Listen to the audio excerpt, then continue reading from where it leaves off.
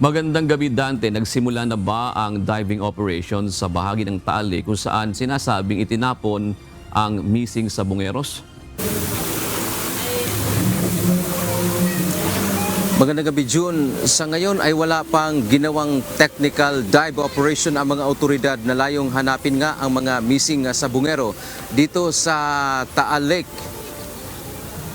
Sa halip, June, ay nagkaroon muna ng technical site assessment sa Lawa sa pangunguna ng Philippine Coast Guard kasama ang Philippine National Police Criminal Investigation and Detection Group o PNP-CIDG at gayon din ng Department of Justice o DOJ.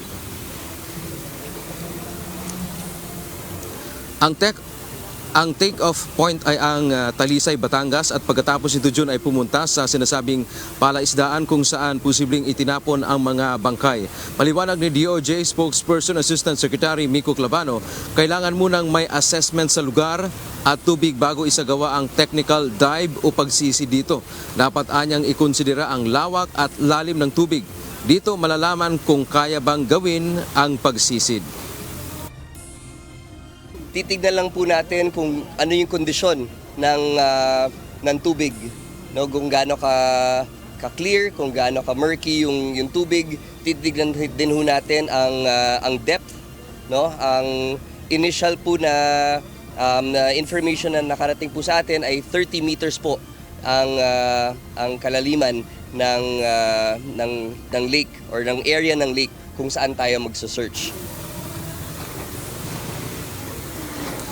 Dagdag pa ng mga otoridad, dapat din maging partikular sila kung saang parte ng lawa maghahanap o magsasagawa ng search and retrieval operation.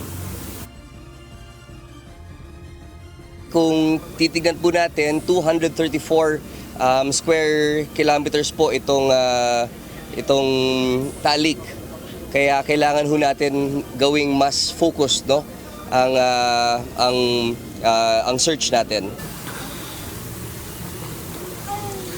Dagdag pa ng DOJ, ang hakbang na paghahanap sa mga labi ay hindi lang sa pahayag ng witness na si Julie Patidongan alias Totoy ibinase kundi mula rin sa mga ibang impormante.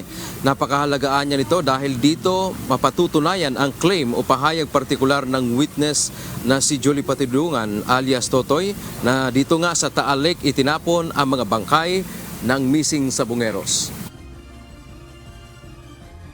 Lahat po ng information na nakuha natin, kailangan natin i-validate. Hindi naman po pwedeng may information tayo nakuha, wala tayong gagawin. Positibo naman ang DOJ na may makukuha o makikita pa mga labi ng Sabungeros kung totoo nga na sa lawa sila itinapon. Ito ay sa kabila ng 4 na taon nang nawawala ang mga Sabungero at fresh din ang water na nasa lawa.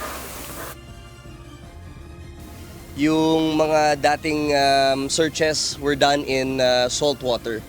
So there are experts advising us on what we should be looking for. Ang mga labi ay isang matibay na ebidensya na may nangyari ngang mas mabigat na krimen na murder. Samantala, June, bukas naman ay naasahang formal ng sisimulan ang technical dive sa pangunguna ng Philippine Coast Guard o PCG. Ito ay gagawin sa vicinity ng Laurel, Batangas. 30 diver ang maghahalinhinan sa pagsisid. Gagamit din ng water drones ang PCG kung kinakailangan. Yeah, we have already seen the area and definitely starting tomorrow we'll be doing the diving. Ngayon, even surface search naggagawa na rin ngayon.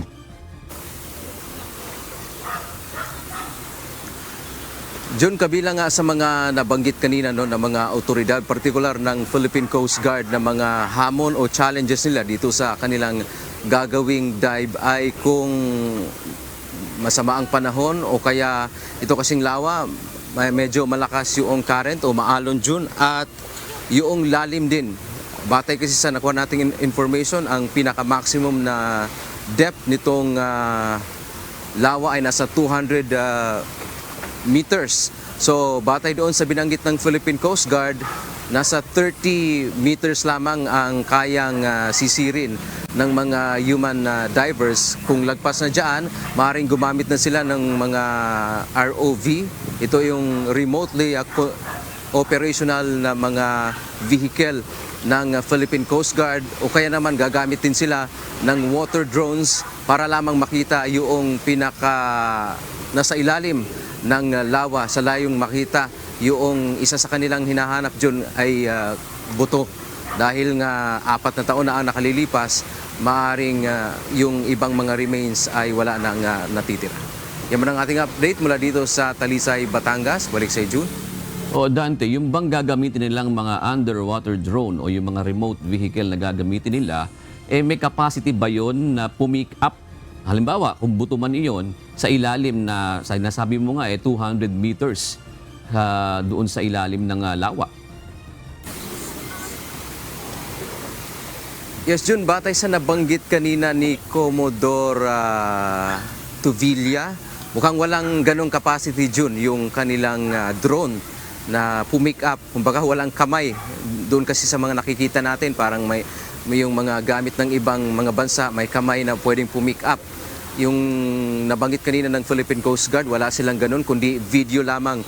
At hinihintay nga nila, June, itong maaring maitutulong ng bansang Japan dito sa paghahanap sa mga nawawalang labi, itong missing sabongero. Meron na raw initial na reply itong Japan, yon ang hinihintay ngayon ng mga otoridad. So dito sa ating nakikita, mukhang isa nga yan, siguro mas magandang ganun nga ang isa sa mga makukuhang equipment ng PCG o ng ating mga otoridad na magkaroon ng water drone na kayang pumick up kung sakaling may makikitang halimbawa sample ng hinahanap na mga buto sa ilalim ng lawa, June.